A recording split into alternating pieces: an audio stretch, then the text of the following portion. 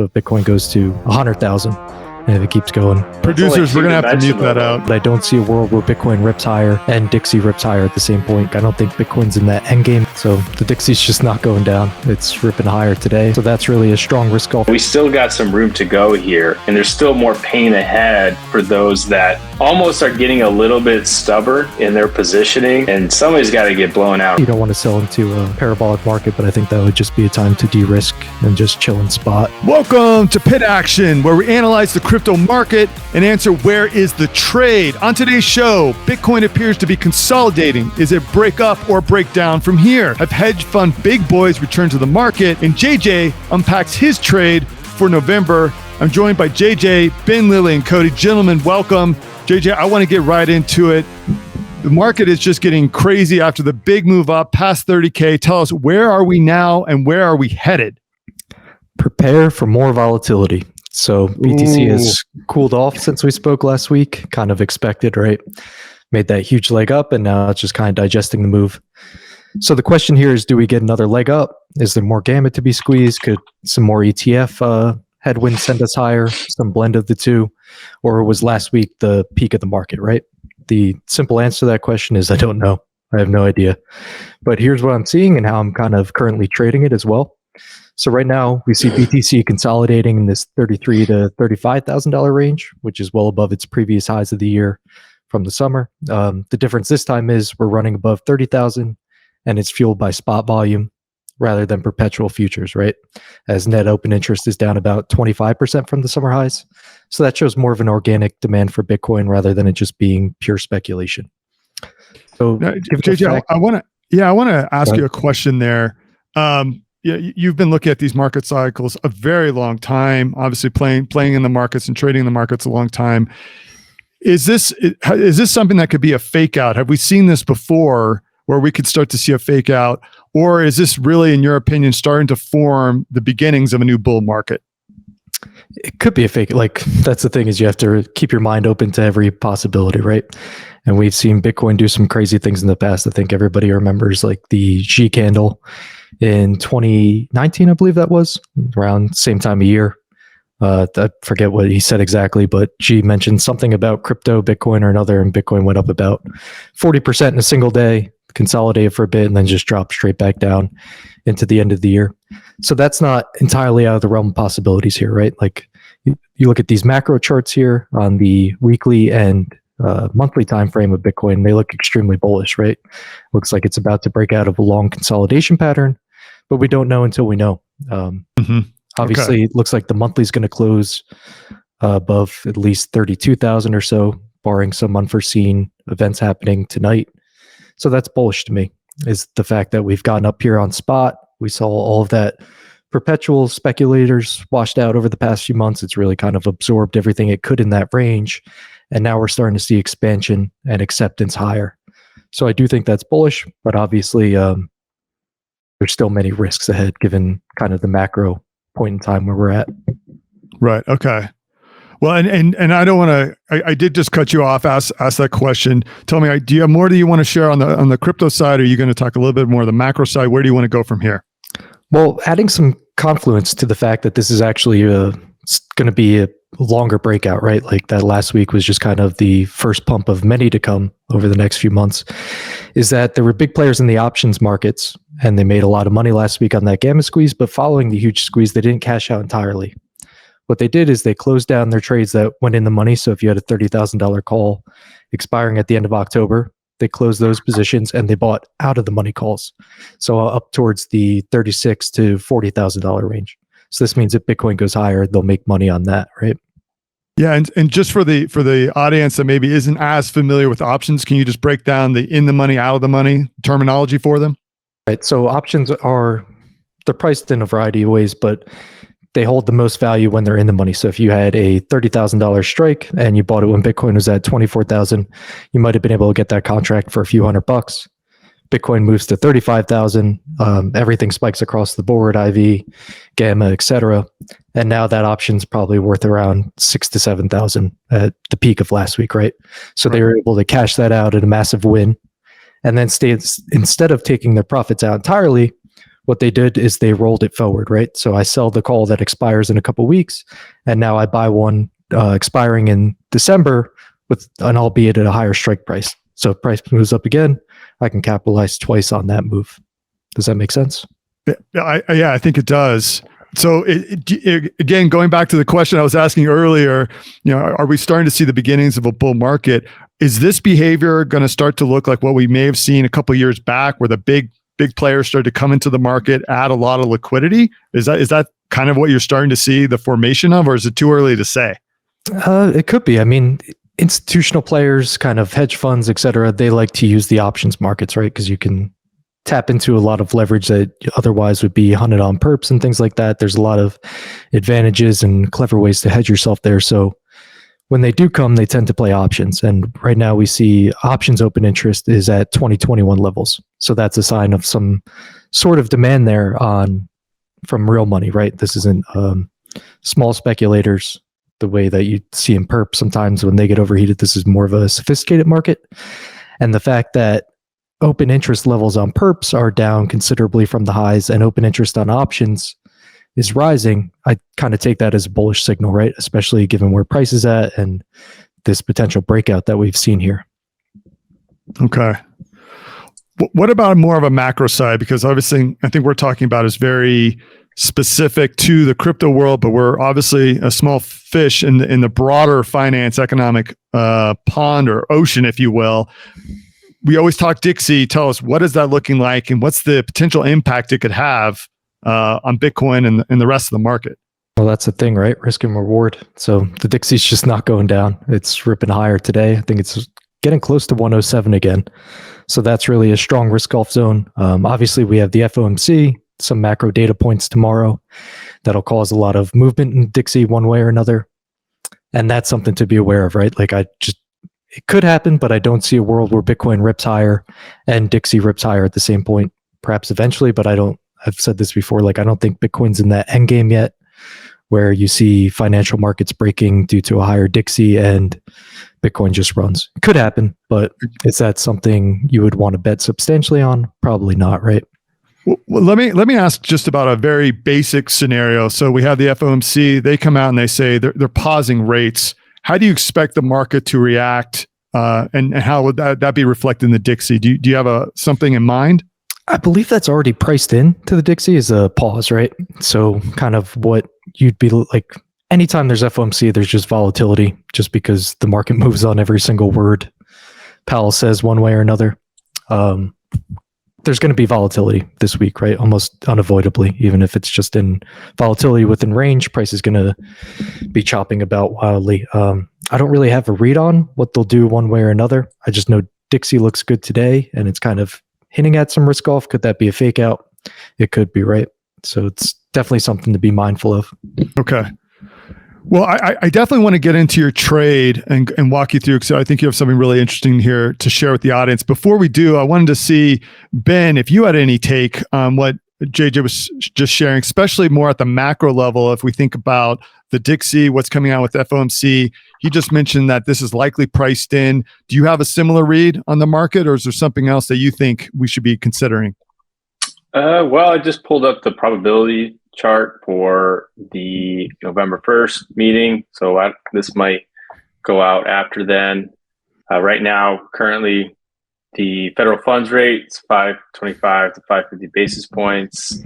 And this is pretty much what the market's pricing in, that rates will remain unchanged. It looks like 0% probability to go higher. And we're starting to see a little bit creep in terms of probability to the downside. So if anything, that's the only change. And if we're going to be able to hear them speak tomorrow, what I would be on the lookout for is any discussion of what 2024 is going to look like. What's Q1 going to look like?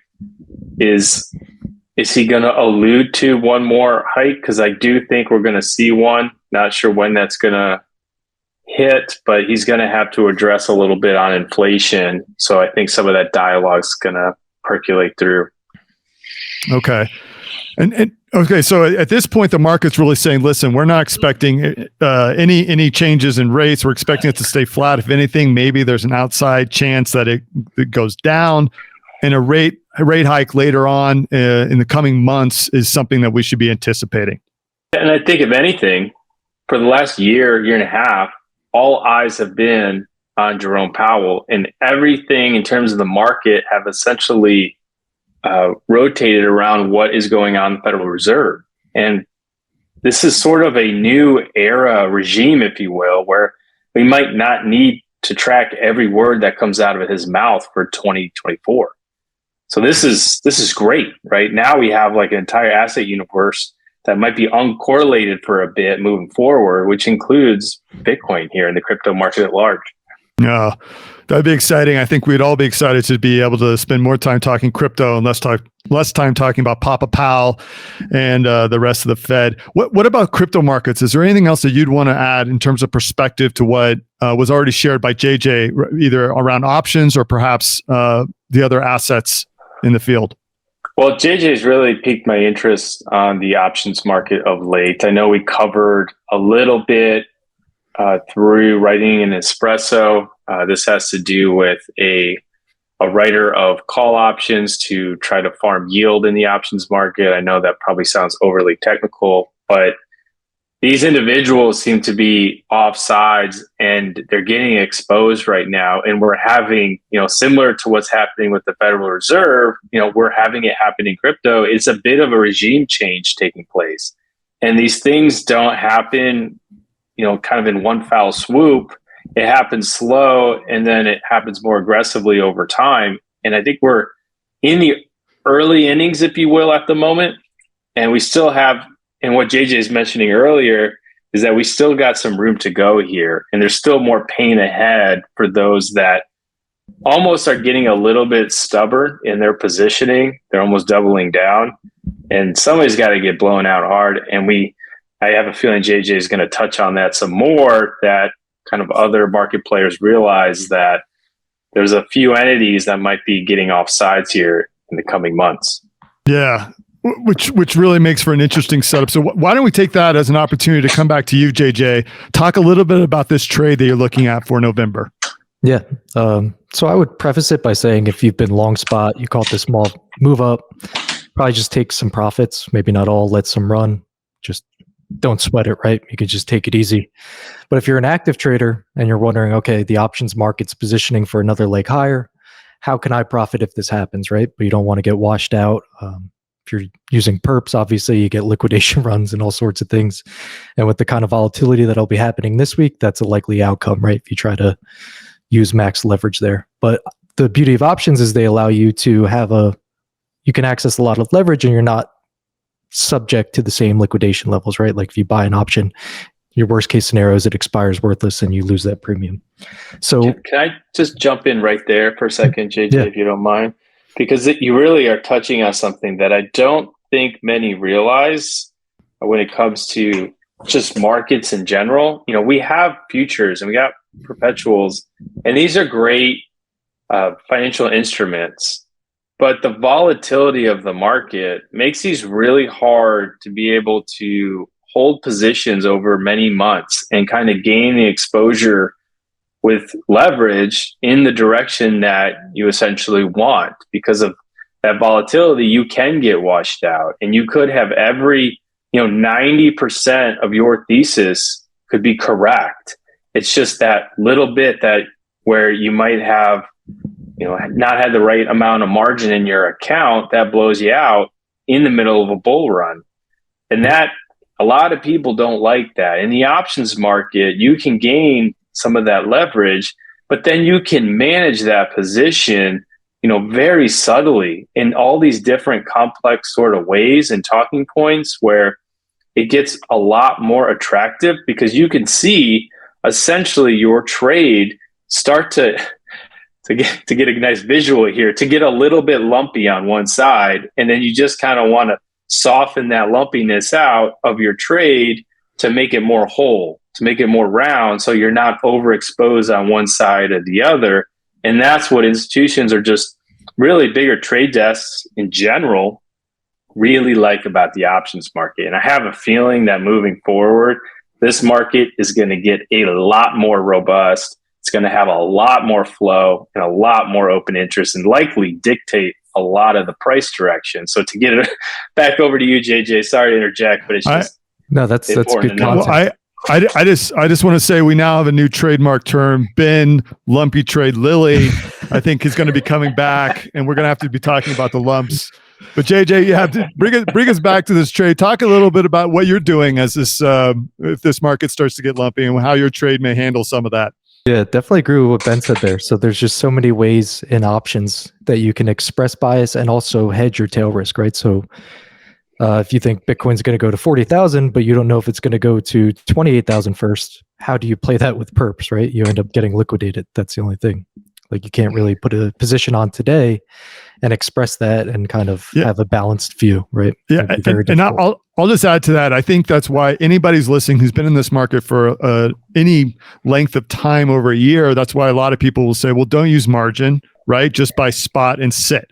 Mm-hmm. And what I think you're about to walk us through, which was just alluded to by Ben, is that if you look at options, it's much more sophisticated. You can manage that risk much better. And that's what you're going to be walking through here. So I just want to put that out there. Someone who's been here a long time, always here, never buy with margin. That's different, especially if you're looking at perps, that perpetual contracts that can just wash you out. Mm-hmm. Indeed. So kind of the way I would look to express this now, if you were somebody looking at the upside, right? Like you looked at the options market, you saw their position for higher. You look at these macro charts and you're favoring a breakout in the months to come, but you don't know if Bitcoin's going to go back down over the course of this week, right? Any number of things could happen. Macro-wise, that could thwart that, or we get some untimely ETF news. You see Bitcoin make a sharp move down, wipe out some leverage, so you want to be prepared for that. So the way I would look to express this now is currently the December 29th contracts that expire at the end of this year. I'm looking at the 40,000 put option, and that's currently trading at 6,500, which gives it an implied price of 33,500 at expiration. So that means if you hold it until Christmas or so, every dollar below 33,500 on BTC would be $1 of loss. Every dollar above that is $1 of gain. Does that make sense? Yeah. It's December 29th, so it expires right before New Year's. Mm-hmm. So if you sell that today, you're collecting almost $1,000 in intrinsic value right away. And that's because there's a theta or time factor that's associated with that contract. So basically somebody is paying for time because this has a lot of time to expiration. They're willing to pay $1,000 or so premium to own that position because theoretically, Bitcoin could go to 20,000 and then all of a sudden that contract's worth $15,000 plus. Follow so far? I think so. And for all those who are listening, they're asking questions. This is a good reminder that JJ is actually going to be putting out an absolutely amazing series on options trading. If you've got questions about terminology, these strategies, that's where he's going to go into it. I suggest you like and subscribe so you know when it's available. Here, he's just going to be walking through the process and showing his thinking on the actual play here. So yes, I think we've got a good enough idea. Ben or Cody can jump in if they want to add more questions, but I'd say you can continue on. Yeah, please do. One other very simple question. Like I'm really, really simple-minded when it comes to options. I must say I don't really understand them nearly as well as JJ and Ben. So like my question is just like, okay, if you sell this option now, and by December 25th, price has gone down to 20K, as you said, or whatever. By selling the option, would you be up or down money? You would be. So I'm selling a put in this scenario, right? So if Bitcoin goes to 20,000, I would lose 40,000 minus 20,000. So you're at 20,000 loss plus the credit I receive. So it's about 6,500 it's trading at currently. So 20,000 minus 6,500 around 13,000 or so, 500. That's your tail risk on that. And I'm going to get into how you hedge against that as well. No, like just basically your max loss would be 34 or 33,500. So if Bitcoin went to zero in this scenario, if you just sold the put, didn't protect it, you would lose 33,500 per contract. So in order to prevent against that, by the way, that's a good segue. What I would do is buy short dated puts. I'm not looking to hold this trade till expiration. I'm just trying to catch the move up over the next few weeks, right? Because I think if Bitcoin's going to go to 40,000, it'll probably be by sometime in November, right? It's kind of had this breakout. So what you want to see is it carry that momentum. But the way to hedge against the worst case scenario, say the Fed unexpectedly hikes tomorrow, World War III, whatever, DXY rips up. What I would do is buy 2 November 29th, 34,000 puts. Those are currently trading around 1,300. And 2 November 29th, 30K puts. And those are currently trading for around 280. So I would buy 4 put options, shorter dated, for every single December 40K put I sell. So all told, the spread gives me a net credit of around $3,300, which means I'm collecting $3,300 of premium for this trade, right? So if Bitcoin moves up, that's my max gain. So if it goes above 40,000, that December put expires worthless, or I sell it for much less than I buy it back for much less than I sell it for, I'll be in profit, and I don't really care if those puts expire worthless that I bought to protect myself. So really, your play is to sell your put option with a lot of essentially time on it. And that time has a lot of value because that contract that's in December, price can go up, it can go down, and go back up within that time frame. So there's a bit of premium associated with how long until that contract expires. And so that premium is essentially what you're trying to harvest here. And the way that you're trying to protect all of that downside risk that you alluded to is by buying puts that are a lot less expensive.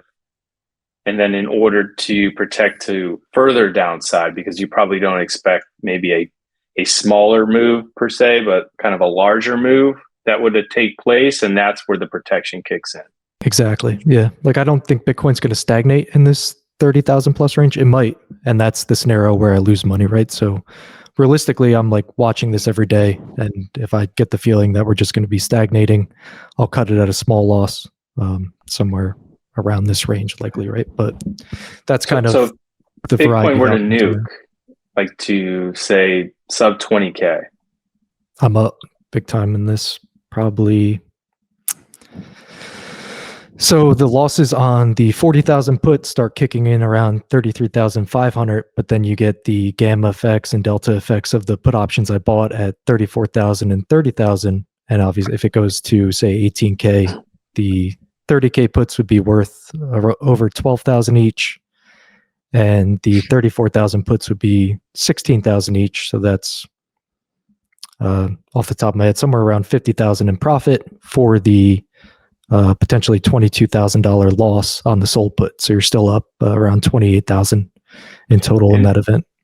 And it's almost kind of nice because that almost captures what volatility does to the options market, which I don't think a lot of people appreciate, but volatility is extremely suppressed. Like I think it's sitting in low 50s right now at the money, which that's very low for Bitcoin. Like in bull runs, you're over 100. And so that volatility figure starts to translate as it rises to higher prices. And if say it's Bitcoin's trading at 30,000, let's say today, and then in a week, price went ahead and went to 35,000, down to 25,000, and then back to 30,000, the price of that same exact contract would be a lot higher because of all of that price action. And so if price were to drop, essentially what you're, I guess, getting at is that downside hedging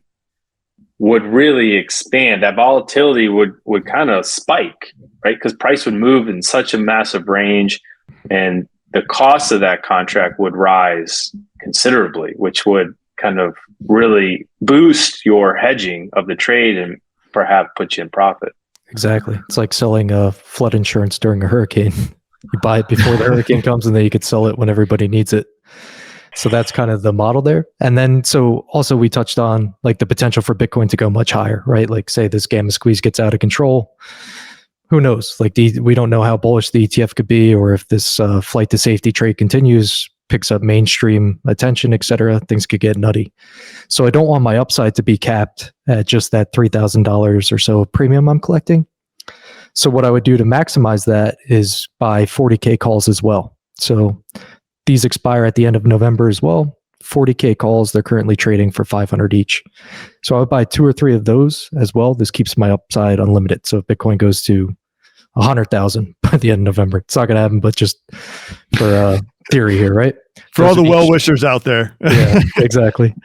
So those would be worth 60,000 each in that event, which would obviously well offset the losses I take on the few $1,000s of put positions I buy.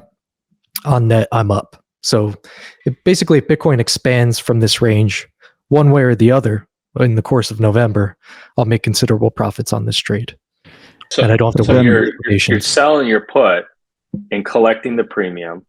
You're taking some of that premium and you're buying some downside puts and you're buying some upside calls. Exactly. And in doing so, your loss is like if the price just goes a little bit below where you sold that put at, and price just kind of goes sideways. But if it nukes, you're doing well.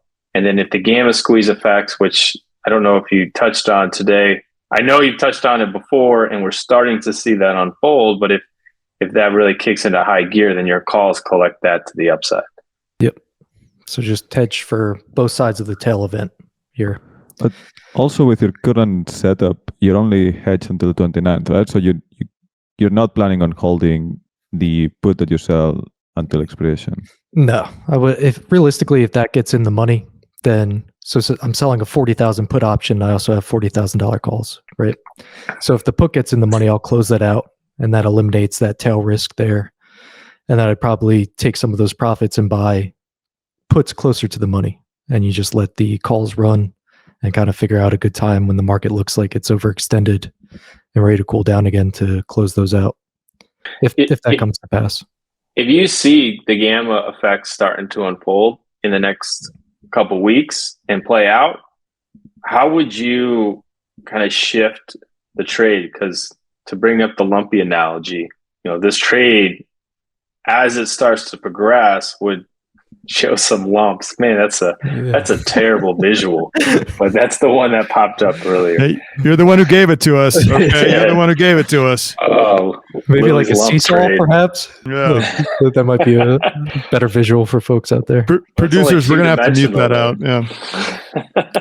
But yes, so I think the question is, how would you start to adjust your trade if as the market moves? So I'm trying to think of this. I think I would probably just close it out. If we get another gamma squeeze, I'm not interested. Like the IVs would become so spiked and options would become, there'd be so much volatility priced into them, right? That I don't think they would really, I think we would reach overextension there. And I wouldn't start selling right away. You don't want to sell into a parabolic market, but I think that would just be a time to de-risk and just chill and spot. And if it keeps going. But and would you how be do you looking monitor? for like where? I'm sorry. Go ahead, Cody. You jump in. Just was gonna ask, like, how do you monitor for this gamma squeeze? Like, because I can tell if price is going up. I cannot really tell if like there's a gamma squeeze on unless some big brain on Twitter says so. So right now there's a lot of open option interest between 36 and 40K, right? So that means if we get a sustained break above 35,200 to 35,500, you would start seeing some hedging, and then that would just progress like the same way we saw it last week. Price got above 32,000. All of a sudden you start seeing a lot of buying, and then a lot of buying just turned into an avalanche of buying. Also, you'll see it on the funding rate on Deribit. So if someone needs to hedge a position because they sold a bunch of calls, they'll need to go ahead and open up some positions in the futures market. And so the funding rate will start to climb higher. Mm-hmm. And you won't see that same funding rate show up on Binance, for instance, or Bybit. It's good alpha there. Yeah, makes sense. So that spread is basically telling you how severe that gamma squeeze is getting. And so as that spread were to widen, I forget how wide that got. I did tweet about it when the squeeze was happening, or kind of post-mortem, if you will. But it was pretty severe. And so if you kind of see that similar spread take place, like there's your signal. Yeah, there's always footprints before. Like you can kind of piece it together by looking at these different metrics and see, okay, all of a sudden spots rising or open interest on Deribit, and especially if it's happening while price is accepting higher, you can kind of see the writing on the wall. But it's very hard. Like if you're not in position already, trying to get in position in that range is very, very difficult to catch it. And you have to be in and out. So I kind of like to, that's your risk, right? Is taking these risks now. And maybe the market just stagnates and bleeds you out of position. You take a small loss. But that's kind of the risk reward that I'm looking at, is I want to be positioned in the event of a tail event one way or the other, which I feel like is likely to come in November. Could be wrong, but that's my instinct on it. And if you want to play this the opposite way as well, you could use the same strategy of selling deep in the money calls and then buying out of the money calls to hedge yourself and buying some puts to kind of increase your downside exposure as well. So it works both ways depending on your bias there. Okay. Because I mean, if the gamma squeeze were to unfold, and for people that don't quite understand the gamma squeeze, I know we kind of touched on it a little bit, but it's basically a lot of individuals or entities are trying to remain what's delta neutral or just avoid this risk of being held, basically liquidated by the exchange because they've sold so many calls and they cannot meet that settlement at some later date that they need to go ahead and start purchasing Bitcoin or even ETH to go ahead and make delivery, right? Like you're basically becoming insolvent, if you will, on exchange. And so forget how many funds went bankrupt. Here it is. 33 funds went bankrupt on Deribit on October 23rd. So just to give you an example, how many people were doing that trade of selling call options, and they obviously didn't have enough collateral if it got past a certain point that they just got entirely wiped out. And that's not like, there's not many retail trade. I'm sure there's some, but there's not many retail traders out there selling calls in that sort of volume to where their accounts would go to zero. It's a clear regime change too. Like they've been playing this trade for so long, and finally it's not working anymore that they're getting blown out.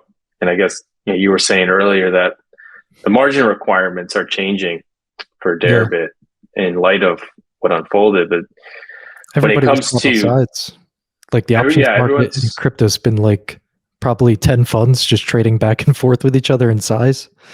And now all of a sudden you have new entrants into it, and they're kind of changing the game. They probably have bigger books that they can move price with more, right? So all of a sudden you're playing one game, and now there's a new kid on the block, and people aren't really sure of how to do it. And I wonder almost if we kind of see that happen again. It almost acts a little bit like RSI or almost Bollinger Bands, where you get overextended. And so if anything, that's a sign that volatility is getting ready to grow again. And so when I was thinking of that question on hedging, I was trying to figure out in my head how IV, implied volatility, which is really, how much volatility is getting priced into a contract. So if you ever see the term IV, that's, we said around low 50s, I think right now. And in bull runs, Bitcoin will be north of 100 in terms of implied volatility. If a gamma squeeze unfolds, that number should expand. And you kind of see like very close term. So 7 weeks, 30-day contracts, so much shorter. You see that kind of explode. And you don't see the longer dated ones really change as much. And so that, it's almost like yield curves in a way. You kind of see that curve start to change. And for the options market, if you're watching that take place, you can start to hedge yourself or change your portfolio or manage it to better play that, because at the same time, as IV explodes, especially on the shorter duration, it's going to come back down, right? The market will get quiet again. And that's a moment to almost sell volatility once it expands to a certain size. And so if you're positioned and you're profiting off that expansion and you start to see that and you think it's topping out, that would be a moment where you start to unload some of that volatility because it's about to come back down. And that's the nice part that a lot of these bigger entities like, is because they're holding a lot more contracts. So this makes a lot more sense for them because they'll unload some contracts to give them a different profile in the market to really express that knowledge that the volatility is going to come back down. It's the game behind the game for sure. Right. So just for example, to hit on that IV that Ben was talking about, when it ripped up last week, that was the highest it's been since March, when we obviously went to like 18K or so, and then shot right back up to 28,000. So it was a huge move in options market, especially if you were short volatility on these contracts, and that's why so many people got wiped. Yeah. Then you also have essentially the how one-sided. We talk about funding rates because crypto is in love with perpetuals. As funding rates get overextended and start hitting these annualized figures of hundreds of percent, like that means the market is getting overheated. And the way that looks in the options market is the calls or the upside starts to become very expensive in comparison to the puts. This is called skew, kind of how skewed the market gets. And there's ways to measure that through various metrics. And you can almost watch those to see what we're alluding to happen. And when that starts to happen, that's another opportunity to really like kind of remanage your portfolio or shed some contracts over here or pick some up over there because you see it taking place. I wish we could get historical data on this because I remember in late 2021, so November after the peak, after the 69,000 peak, the 100K call contracts for the end of the year on Bitcoin were trading at insane premiums. Like I want to say almost $10,000 if I remember correctly. That's why I wish we could have the data, but that was like, okay, that doesn't make sense, right? Like you're betting on Bitcoin to go over $110,000 within 2 months. And obviously there were people buying those. So you can see these things over time. It's kind of it's the Argentina 100-year bond. Yeah, exactly. All right. Well, that's all for me. Okay, I was going to say if that's if there was anything else you want to share on the trade. I just want to ask rather, what do we think that 100K contract is going to look like this time around when things just get overheated and the options market says, "Hey guys, look, we have this 500K contract. You know, if you think price is going to hit this, you'll want it," right? Is that a moment where you're selling that contract? Yeah, I think it is, right? Like they kind of, who's going to be buying that? Even if we get to 100K, then there's a 500K call option. That's just a way to attract liquidity for people to yield. Cody, are you buying it? Oh, we may have lost Cody. Go big or go home. He's out on the options. Go big or go home. All in 500K call options. Yeah. 1 week expiry. All right. Okay, well, for all you listeners out there, obviously a lot of information shared here. As I said, we got JJ's going to be publishing a whole series on all of these concepts. You'll be able to get in there, get the details with great breakdowns and visuals so you can get a better, deeper understanding of what these topics are. So definitely like and subscribe to the channel so you're aware of when that comes out. And conversations just like you had today where you had the experts weighing in on what the market may look like. They're going to be coming into a new environment we're going to be creating. It's not there yet. We're in the process of building it, but you know that this is the kind of information you're going to get and a lot more. So again, definitely like and subscribe so when we have that available, you're aware that it's out there. But for now, JJ, Ben, and Cody, thank you for coming here and sharing your thoughts on the options in this trade. We're going to be bringing it back as we continue with this show week to week. We're going to be reviewing this trade, looking at other trades. So again, you're going to want to come back and hear what we have to say. But for that's going to do it for Pit Action this week. If you got any ideas, comments, questions, let us know. We'd love to be able to see what we can do to explain and incorporate that information into our next set of videos. But with that, this is Marconi White. I'm going to sign off. Be good out there. Keep your powder dry and look for the next best trade.